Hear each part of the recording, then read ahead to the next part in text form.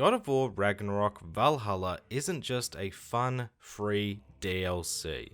It's a fitting epilogue to the entire God of War series. We'll just see about that. It's been a hot minute since I've put on the old review cap, but for new God of War content, I had to do it. If you're new to the channel, I've covered every God of War title, bar the mobile game, so far totaling over 4.5 hours worth of content. God of War is one of my favourite series of all time. It's always been the reason I pick up a PlayStation console. I've grown up with Kratos' story, and I love talking about it. However, I'm not someone who wholeheartedly adores the change in direction with the reboot into the Norse world, nor am I someone who is just going to brush aside or simplify Kratos' beginnings like many other reviewers and content creators who are only entering the series recently. Which is fine, by the way, but you just don't get the whole journey that Kratos has been on, and from my experience talking to said people, they tend to oversimplify the Greek saga as angry man angry. We've seen games where they try to tell an interesting story and be weighty and meaningful, and we're going to try and do it too with the character who cannot possibly do this. This is far, but they've done something here with the character. They've turned water into wine. You didn't play the other God of War. Very limited experience. Just a bit very limited. limited. Or something? I played the demo of 3. I love Kratos' origins, his tale through the Greek saga, his tale of torment, sorrow, and ultimate vengeance. And even if the changes to gameplay in the Norse reboot aren't my personal favourite, one thing Santa Monica has nailed is continuing Kratos' story. They've never shied away from acknowledging, expanding upon, and giving Kratos moments of introspection of his past, which has been some of my favourite moments of 2018 and Ragnarök. And that review I highlighted in the beginning was correct. Valhalla acts as the perfect finale to Kratos' story so far. But enough of the introductions, we have a lot to talk about, and that's where I have to put a spoiler warning from here onwards. If you have not experienced Valhalla for yourself, please do that. It's free, and even if the gameplay loop isn't your cup of tea, the story is well worth experiencing. Also, if you want to see more reviews and retrospectives make your comeback, make sure to leave a like and comment below some games you'd like to get covered in the future. I want to get the gameplay out the way first because I do think this is where a lot of skepticism and wariness about giving this DLC a go can come into play. So, if you're unaware, which you shouldn't be if you heeded my spoiler warning, Valhalla has shifted the gameplay loop into that of a roguelite, which is a genre that isn't everyone's cup of tea. I love both roguelites and roguelikes, with some of my favourite games being The Binding of Isaac, Enter the Gungeon, Nuclear Throne, and Hades, to name a few. But it's also a genre I am skeptical of myself because it's not easy to pull off successfully. The big thing that makes a roguelite successful, in my opinion, is variety. Without variety, it all becomes rather repetitious, both mechanically and even visually. Thankfully, Valhalla is a pretty good roguelite. It's not going to be a mainstay in the genre, and I don't see you playing it for even tens of hours, honestly, but for the 6 hours it took me to complete the story and tidy up the 100%, I did enjoy my time playing the game. The core combat is still the same from Ragnarök, so I won't dive into the basics in regards to how the series functions, at least in regards to combat, but I will go over the general gameplay cycle here. Much like every roguelite, Valhalla is broken up into rooms or tiles. These rooms mainly consist of combat encounters, but can also be safe havens or random upgrade rooms. But most of the time, it's enemy encounters, and outside of the first 2 rooms, these encounters can be set in any of the realms facing any of the foes we battled in the main game. As I said before, combat-wise it all flows and functions much the same, but where the roguelite aspect comes into play is after you clear each room, you'll gain access to at least 1 chest, up to 3 depending on the encounter, and inside these chests is where you'll gain access to randomized runic attacks, weapon or combo buffs, stat upgrades, perks, or just currency for safe haven tablets. This is where a bulk of the roguelike staples come into play, as you pick and choose which abilities will mesh well together, what suits your playstyle, what are you lacking and what you need to be on the lookout for, etc. Now the goal is to build Kratos into a character who can survive a run by making our way through rooms, getting upgrades to defeat bosses in order to progress further. At the end of each run, you'll have the option to customize Kratos with any loot you may have found in Valhalla, as well as purchasing permanent upgrades for your stats and status effects to boost your RNG, as well as selecting your shield, Spartan Rage ability, and relic each run. This is a solid system, and as I said, it is a good time to play, but it lacks any form of longevity because whilst visually it does feel quite random, each run does sort of blend into the next after a while. Outside of the realm swap in the beginning or which boss you'll face off against, the actual build, at least from my experience, didn't feel drastically different, and I think that comes down to the weapon locks. I love the axe, blades, and spear, and whilst the rooms you may find will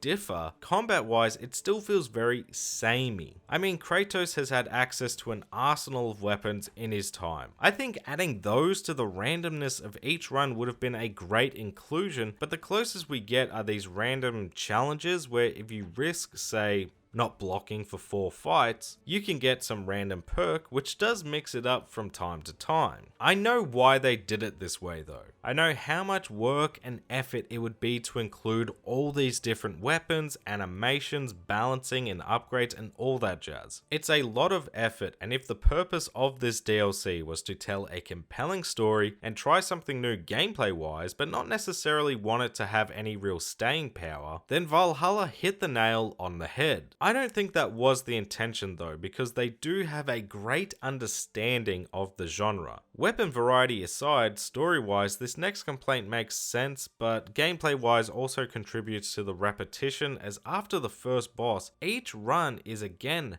the same. You explore the same area, defeating however many enemies and move on to the final fight, which is again the same each time, but that's quite normal for the genre. The endgame doesn't feel like it was intended to be repeated over and over for me, which is a problem in a roguelite. I know roguelites have their set zones, but even if it's just environmental differences, they change each time, but here, the layout is always the same. It's why once I finished cleaning up the trophies, I just called it there because it just felt too similar. I do have to reiterate that I think Santa Monica has something here. I think the gear, the runes, the buffs, and the purchasables are all great. The enemy variety is good at mixing and matching. The first boss is always unique. I didn't encounter the same boss twice. The permanent upgrades and customization always help the player feel like no matter how the run went, you made progress. It's a solid gameplay foundation to support this 4 to 5 hour story, but once that's all said and done, outside of some snippets of dialogue and a secret ending if you can go through the trouble, it just didn't entice me to stick around after the fact. With all that being said though, for those 5 to 6 hours my jaw was constantly hitting the floor, because if you're an OG God of War fan, this story is for you. I should mention, I legit watched nothing going into this DLC. I just knew the release date and I went in completely blind, so I had no clue what to expect story-wise.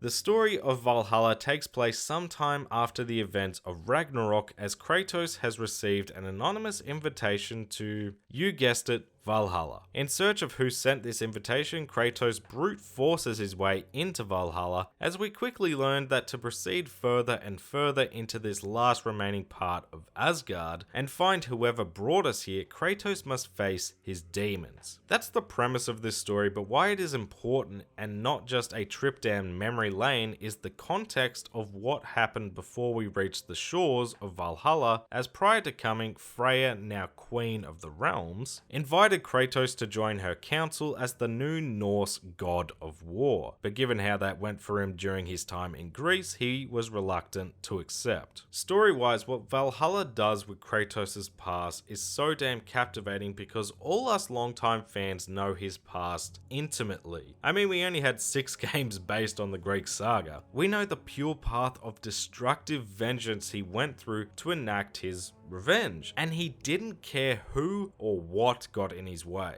These are the demons he must face and not so much overcome, but just accept his past and realize he truly has grown from that time in his life. But to get to that realization, we gotta get stuck in the mud, and boy does Valhalla pull out all the stops. Whether it's the smaller details of Kratos reflecting on his encounter with the sea captain through a collectible. Only mentions the first time though, not when they meet again in Hades and he does it again. Or talking about Calliope, to the more obvious moments like reliving the time he ruthlessly sacrificed the Athenian soldier, unless you live outside the States and this was actually an undead soldier. Or the most obvious, constantly facing his most brutal kill in the whole series as the head of Helios replaces Mimir from time to time to berate your past actions. That's what comes to mind immediately, not to mention moments like when Kratos is confronted with the Blade of Olympus after all these years, which is a badass weapon to use by the way, or simply fighting the iconic enemies of the past like Wraiths, Cyclopses, Minotaurs, Sirens, and Soldiers, going back to the ship on the Aegean Sea or the Desert of Lost Souls, being able to see the three judges of Hades from anywhere in Valhalla. These are all moments that could have been narrowed down to fanfare or nostalgia baiting, but these all have a greater purpose within the story, such as the Blade of Olympus highlighting Kratos' struggle with power, which was at its height at the beginning of God of War 2, and Helios, the sacrificial chamber, and the sea captain, all there to enforce how ruthless he was in his pursuit of revenge throughout the trilogy, for example. It all shows what type of person he was, but also is there to highlight or send the message that he wasn't always this ruthless individual, which Tyr and Mimir do a fantastic job of pointing out. Like when Kratos originally took Ares' deal. What was his other option? Let the barbarian king take him out and move on to Sparta, wiping out his whole family regardless? Or the big turning point surrounding Pandora's box? Yes, he opened the box, which ultimately drove the gods mad and caused the events of the trilogy to unfold due to paranoia. Yes, he let Pandora go to defeat Zeus. Yes, he left the world in utter